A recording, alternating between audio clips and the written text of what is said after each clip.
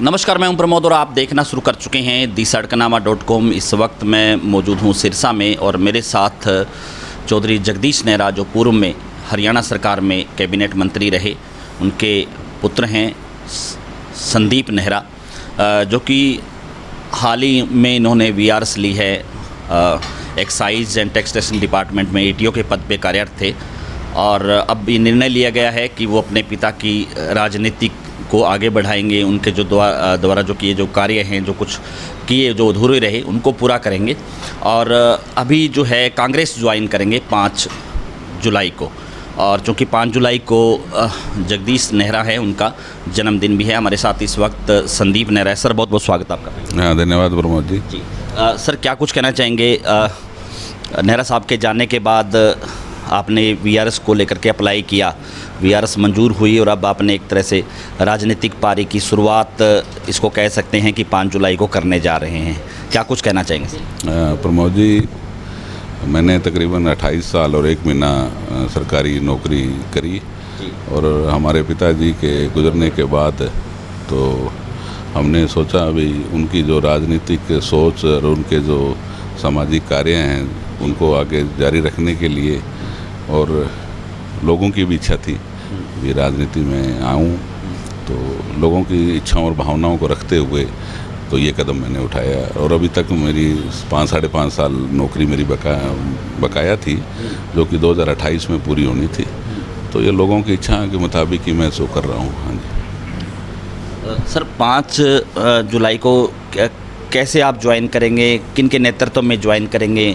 सिरसा करेंगे, चंडीगढ़ करेंगे, कांग्रेस भवन में करेंगे, कहाँ करेंगे? प्रमोद जी, 5 जुलाई को हमने कुमारी शैलजा जी के नेतृत्व में मैं कांग्रेस ज्वाइन करूंगा और यहाँ हमारे घर पे ही हमने ये प्रोग्राम रखा हुआ है।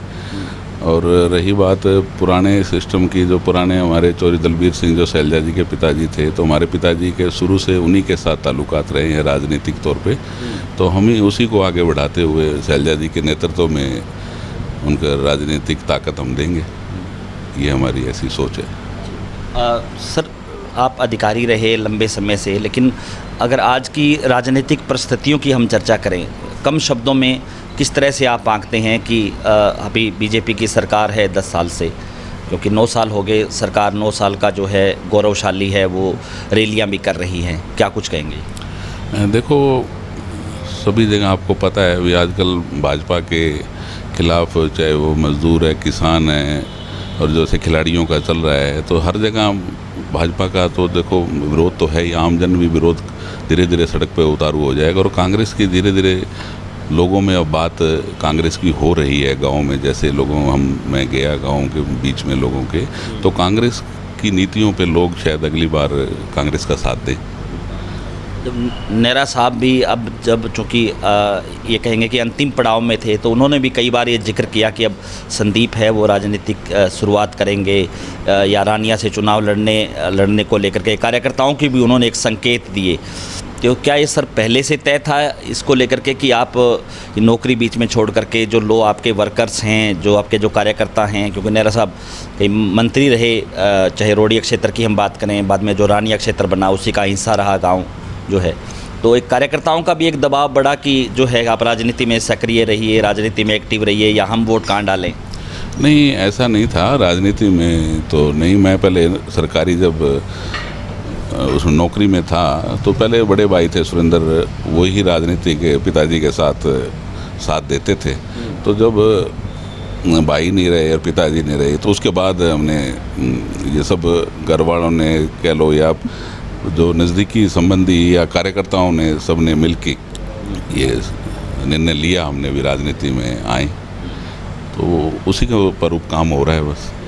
तो हमारे राजनीतिक पिताजी के जो राजनीतिक सोच थी और जो उनके उद्देश्य थे, जो कुछ कमी रह गई है तो उसका पूरा करेंगे, उन्हीं के अनुसार कार्य करेंगे, उन्हीं की नीतियों पे हम चलेंगे। तो सर, चुनाव लड़ने की भी इच्छा रहेगी, क्योंकि नेहरा साहब ने रानिया से भी चुनाव लड़ा, रोडी से उन्होंने कई चुनाव लड़े, जीते भी, मंत्री भी रहे।